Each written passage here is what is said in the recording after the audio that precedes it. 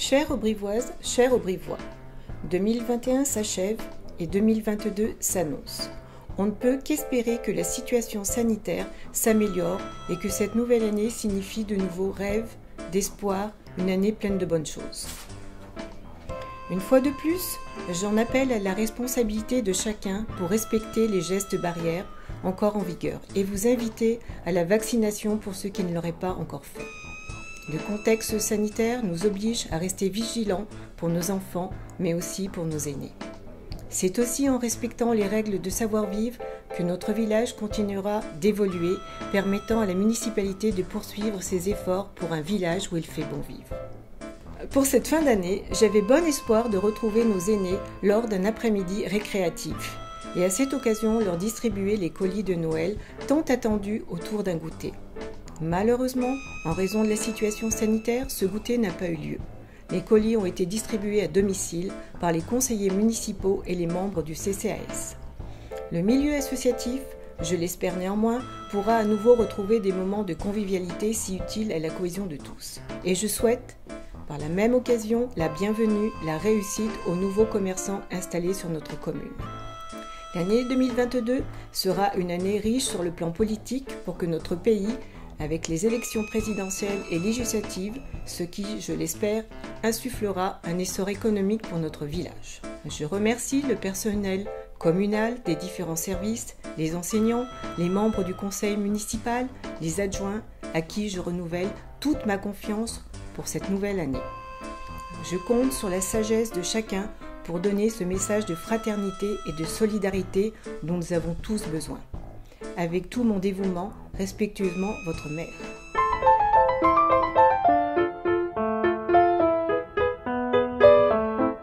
Nous pouvons voir à ce jour les travaux effectués par nos artisans pour retrouver la beauté de notre église Saint-Roch. À l'intérieur, les peintures sont quasiment finies. C'est splendide. On peut apercevoir sur la voûte les figures représentant les 4 évangiles, l'ange, le lion, le taureau et l'aigle. Nous avons mis en place un nouveau mode de chauffage, 3 lustres chauffants, par rayonnement infrarouge. Les lustres ont été restaurés et seront replacés prochainement. Les 4 contreforts des nefs ont été refaits, les pierres étant vraiment en mauvais état. Le sablage de la façade est fini et c'est au tour de la dalle de l'autel d'être changée. La partie électricité a été entièrement revue. Les boiseries seront refaites. Vous pouvez voir le nouveau dallage avec des teintes différentes. Et pour finir, le chantier de l'escalier qui a commencé et reprendra mi-janvier. Une synthèse sera plus développée lors de l'inauguration de notre église. Nous espérons une fin des travaux fin février. Nous sommes ici au foyer de l'animation rurale pour un projet d'embellissement et d'amélioration du phare. Afin de valoriser l'entrée du village, nous avons souhaité réhabiliter cet espace et lui rendre sa finalité première. Un lieu de rencontre sportif avec un foyer qui sera rénové. En janvier débuteront les travaux concernant l'étanchéité de la toiture, plus cela sera autour de l'éclairage intérieur. Puis par la suite, nous entamerons la réfection du sol et du hall d'entrée. Nous avons également souhaité sécuriser celui-ci pour les différentes manifestations. Un lieu de rencontre clos et sous vidéosurveillance. Comme vous pouvez le voir, un parcours sportif est en cours de création. De nombreux agrès seront positionnés sur le cheminement. Des tables et des bancs seront installés. Le jeu de boules sera rénové pour le plaisir des grands comme des petits. Cela afin que les familles puissent venir se détendre en toute tranquillité. Sur le devant sera fait une zone de covoiturage avec une dizaine de places.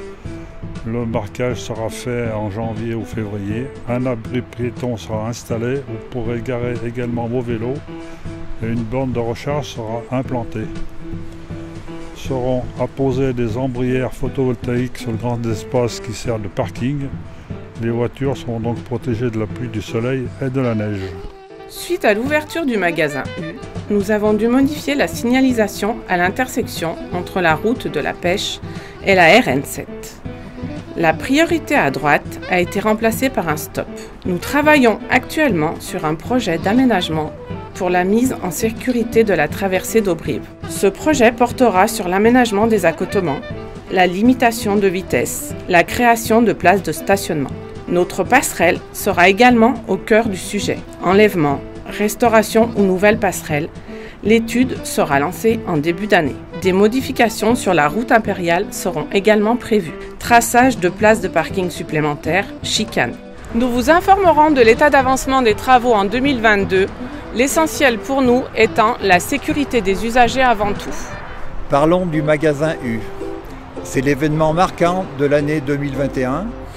Nous avons au cœur du village un commerce de proximité, une station-service, une station de lavage, ce qui évite de faire une dizaine de kilomètres pour faire le plein de son auto.